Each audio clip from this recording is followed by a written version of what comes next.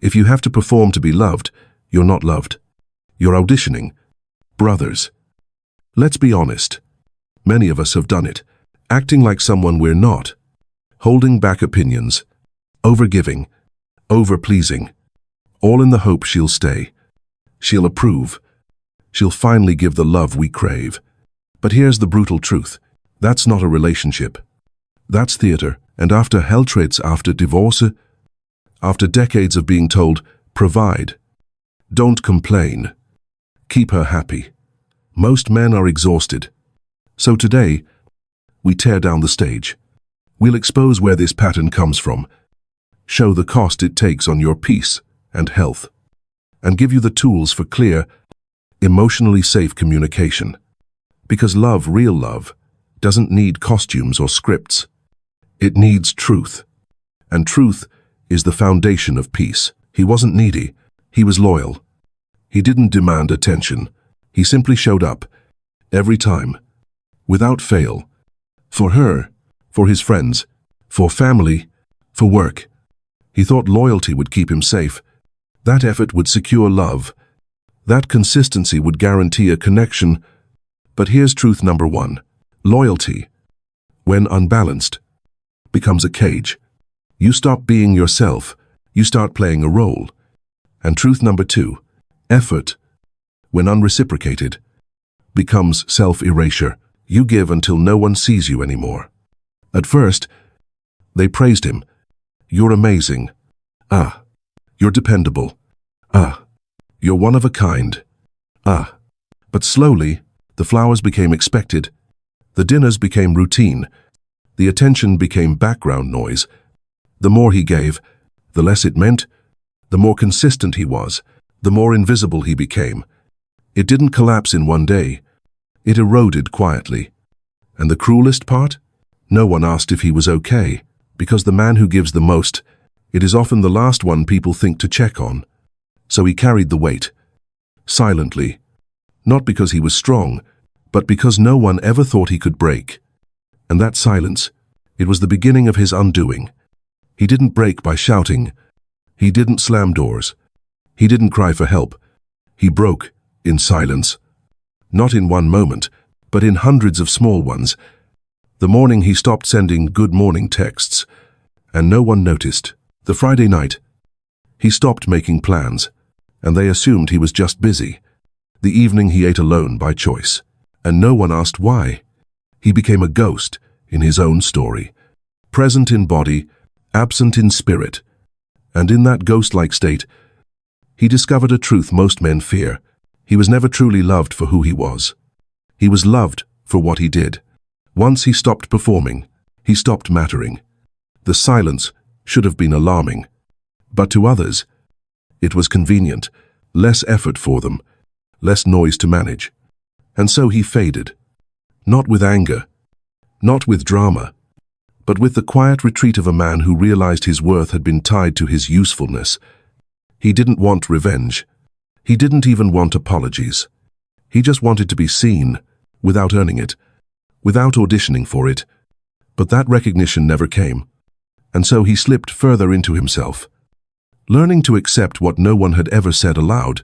You mattered most when you gave the most, and when you stopped, so did their love. Isti. That's how men like him break. Not with noise, but with silence. No one bothered to question. He didn't erupt. He didn't fight. He didn't beg. The change came quietly, not with fire, but with fatigue. One morning, he woke up, and the thought of giving more felt heavier than silence. So he didn't. He cancelled the dinner plans, turned off his phone for the weekend, ignored the texts that only arrived when someone needed something. And truth number one, no one came looking. The silence that once crushed him now confirmed what he already knew. They didn't miss him. They missed what he did for them. So truth number two, if love disappears the moment you stop performing, it was never love. It was a transaction. That realization didn't make him angry. It made him still. Still enough to feel the ache of years wasted. Still enough to notice how much of himself had been bartered away. And in that stillness, he found a new question rising. If I can disappear this easily, what do I really owe anyone but myself? The turning point wasn't dramatic. It wasn't cinematic. It was a man, sipping black coffee in his kitchen. Finally, understanding that being used and being loved are not the same thing. That day, he stopped auditioning, stopped bending, stopped begging for seats at tables that only fed off him. And for the first time in decades, he chose himself. Healing didn't arrive with confetti. It arrived in small, unremarkable rituals. He woke up early, not for work, not for obligations, but because he wanted to. He made coffee stronger than usual. Saturday by the window, watched the light shift across the street. He walked not to escape, but to arrive. He cooked dinner for one, and lit a candle anyway. The house that once felt too quiet began to feel sacred. Here's truth number one. Rebuilding doesn't mean adding more people. It means removing the wrong ones. It means creating a life where peace is the foundation, not a prize you beg for. And truth number two, solitude. At first, feels like punishment. But with time, it feels like protection. He stopped checking his phone every hour. Stopped rehearsing explanations no one listened to anyway. Stopped giving access to people who never gave back respect. Instead, he wrote, read, prayed, lifted weights. Not for vanity, but for discipline. Slowly, he remembered who he was before the noise. The man who loved jazz in the evenings. The man who found God in the quiet. The man who laughed at his own jokes when no one else was around. That man wasn't gone. He was buried under years of performance, under the weight of always giving. Now, he was returning. The rebuilding wasn't about becoming someone new. It was about becoming whole again, piece by piece, morning by morning, silence by silence. He doesn't announce it, doesn't post it, doesn't write it on paper. But these days, he lives by a quiet code. One, no one taught him one. He carved from scars. Truth number one, if it drains him, it declines. No justifications, no apologies. No is a full sentence now. Truth number two, if it feels forced, he releases. He doesn't cling, doesn't chase. He lets people walk, because holding on to the wrong hands already cost him years. Truth number three, if it costs his peace, it's too expensive. Doesn't matter how beautiful she is. Doesn't matter how persuasive the offer. Peace is the new currency, and he guards it like gold. And truth number four, if they only show up when they need, they no longer get a seat at his table. He doesn't entertain half-hearted loyalty. Doesn't invest in fair-weather friends. He'd rather eat alone than feed those who never feed him back. His phone is quieter now. His weekends slower. His calendar emptier. But his soul? Full. Steady. Untouchable. The old code was survival. Perform. Provide. Prove. The new code is freedom. Choose. Protect. Align. He doesn't live to be liked anymore. He lives to be whole. And that shift, subtle to the world, radical to him, is the very reason he will never lose himself again. They say he's cold. They whisper he's distant. They call him hard to read. But deep down, what unsettles them isn't his quiet. It's his clarity. Because here's truth number one. A man who no longer needs validation can't be manipulated by it. Compliments don't move him. Guilt doesn't break him. Absence doesn't scare him. Truth number two. He sees too clearly now. Years of silence sharpened his vision. He notices the hesitation in someone's voice, the pause before the lie, the charm that hides insecurity. And truth number three, he doesn't react the way he used to. No explosions. No desperate explanations. No arguing to be understood. He simply observes and walks away. That's why people call him dangerous. Not because he seeks to harm, but because he refuses to be harmed the same way twice. The world doesn't know what to do with a man like this. A man who isn't hungry for approval. A man who won't barter his peace for company. A man who smiles gently, then leaves when the energy feels wrong. They confuse discipline for distance, clarity for coldness, silence for emptiness. But the truth? He's not detached from life. He's detached from the chaos that once tried to own him. And that kind of detachment makes him ungovernable by anyone but himself. The world fears men like him because he no longer plays the game.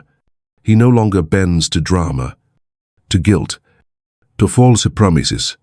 He doesn't shout it, doesn't prove it. He simply lives it. And nothing unsettles the world more than a man at peace with himself. People ask him, "Don't you get lonely?"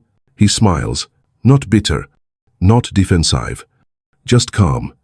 Because here's truth number one. Loneliness is needing someone to feel whole. Peace is realizing you already are. In the early days, the silence felt heavy, the bed too wide, the house too quiet. But slowly, that same silence became his sanctuary. The empty chair stopped mocking him. The solo dinners stopped feeling incomplete. The quiet evenings stopped hurting. Now, solitude is not punishment. It's protection. He wakes up when he wants, walks without explaining, reads without distraction, prays without interruption. And here's truth number two. Peace isn't the absence of people. It's the presence of clarity. He still sees friends, still laughs over coffee, still shares stories when he chooses. But the difference now, he chooses. No obligation, no guilt, no drama disguised as love. And truth number three, he no longer confuses noise with connection. He knows you can be surrounded and still feel unseen. He knows you can share a bed and still feel alone. So when people say his life looks empty, he knows the opposite is true. His life is finally full, not of distractions, but of meaning. His peace is not lonely.